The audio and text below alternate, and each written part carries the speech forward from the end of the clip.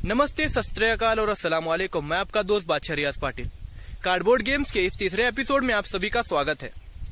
पिछले दोनों एपिसोड को आप लोगों ने बहुत ज्यादा प्यार दिया, बहुत सपोर्ट दिया, इसलिए आप सभी का शुक्रिया। तो पिछले दोनों एपिसोड को अगर आपने अभी तक नहीं देखा होगा तो आप मेरे चैनल पर जाके उन दोनों वीडियोस को चेक कर सकते हो। तो पिछले एपिसोड्स की तरह इस एपिसोड में भी हम मेरे बनाए गए कार्डबोर्ड गेम के बारे में बात करने वाले हैं। तो चलिए शुरू करते हैं इस वीडियो को। पिछले कार्डबोर्ड गेम्स के दो एपिसोड की तरह इस एपिसोड में भी हम मेरे बनाए गए कार्डबोर्ड गेम्स के बारे में बात करने वाले हैं। तो उसके बारे में बात करते वक्त हम इन 5 मुद्दों की तरफ ज़्यादा ध्यान देंगे। पहला है इंट्रोडक्शन, दूसरा है इंस्पिरेशन, तीसरा है डिज़ाइन, चौथा है रूल्स और पांचवा है एक्सेसरीज। आज हम जिस कार्डबोर्ड गेम के बारे में बात करने वाले हैं उसका नाम है the adventure of Shirogane sword. इस कार्डबोर्ड गेम को बनाने की इंस्पिरेशन मुझे Doraemon the movie Nobita's 3 magical swordsman इससे मिली थी। इस मूवी के अंदर ऐसे दिखाया गया है कि नोबिता डोरेमोन के गैजेट की मदद से ड्रीम वर्ल्ड में एंटर कर सकता है और वो डिफरेंट कैसेट्स की मदद से अपने ड्रीम को बदल सकता है। तो उसे मैजिकल स्वॉर्ड्समैन ये कैसेट मिलती है और उस कैसेट की मदद से शिरोगाने स्वॉर्ड के एडवेंचर पर अपने ड्रीम्स के अंदर निकल पड़ता है। तो उस ड्रीम के अंदर वो जाते वक्त सुनियो और उसके साथ साथ जियान को भी ले जाता है। जब वो ड्रीम के अंदर जाता है तो उसके पास कोई पावर्स नहीं रहती, उसके पास कोई स्वॉर्ड नहीं रहती, कोई आर्मर नहीं रहता। तो उसको जियान और सुनियो एक नौकर की तरह काम लगाते हैं। तो उसके दरमियान वो तीनों क्या करते हैं कि डीमन किंग को हराने के लिए शिरोगाने स्वॉर्ड को ढूंढने के लिए निकल पड़ते हैं। तो वो एक बड़े से पेड़ के नीचे आके रुकते हैं और उस पेड़ के ऊपर शिरोगाने स्वॉर्ड रखी होती है। तो जियान और सुनियो एक एक करके उस पेड़ पर चढ़ने की कोशिश करते हैं और नोबिता को नीचे ठहरने के लिए बोलते हैं कि अगर उनको पानी और खाने की अगर ज़रूरत होगी तो वो उन्हें बांध के ऊपर देगा। तो सुनियो क्या करता है, एक डोरी पेड़ से नीचे फेंकता है और नोबिता को बोलता है कि नोबिता तुम तालाब से पानी लेकर आओ और मुझे पानी ऊपर भेज दो।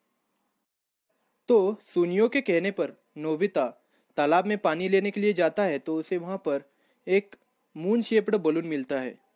तो वो उस बलून के अंदर हवा भरता है और जैसे ही उसने हवा भरी तो वो बलून आसमान की तरफ बढ़ने लगता है।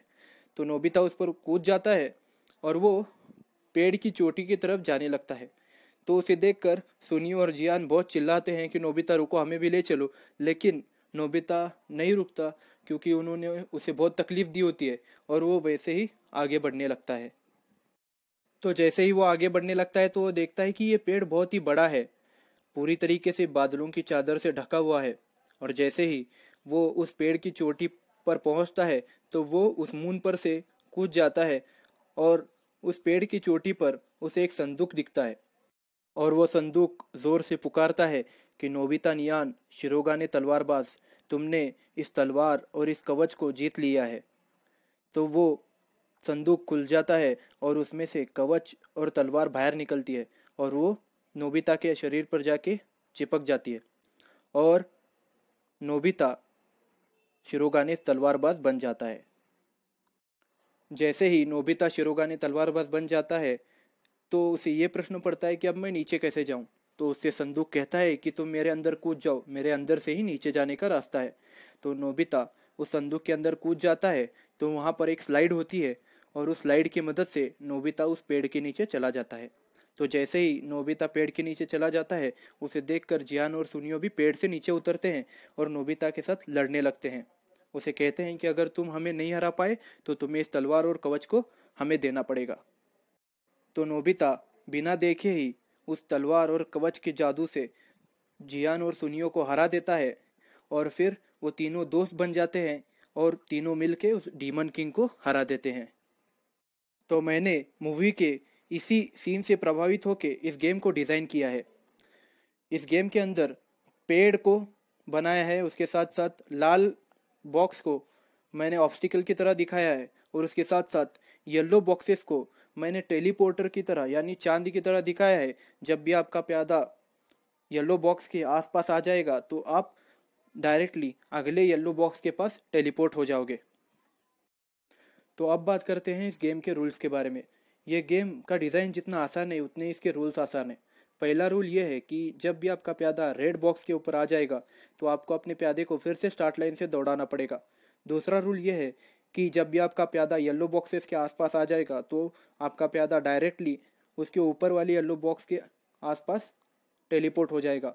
और तीसरा रूल ये है कि आप इस गेम को मिनिमम 3 प्लेयर और मैक्सिमम 6 प्लेयर्स के साथ खेल सकते हो।